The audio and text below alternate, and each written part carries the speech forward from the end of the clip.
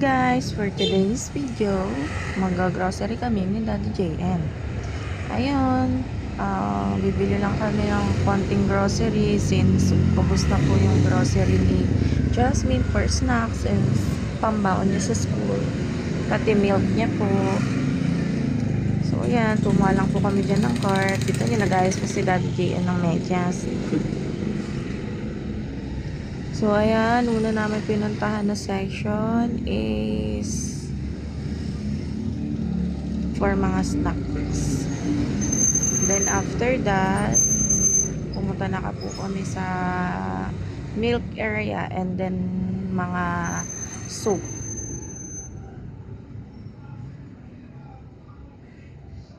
Mga shampoo, yan, toothpaste,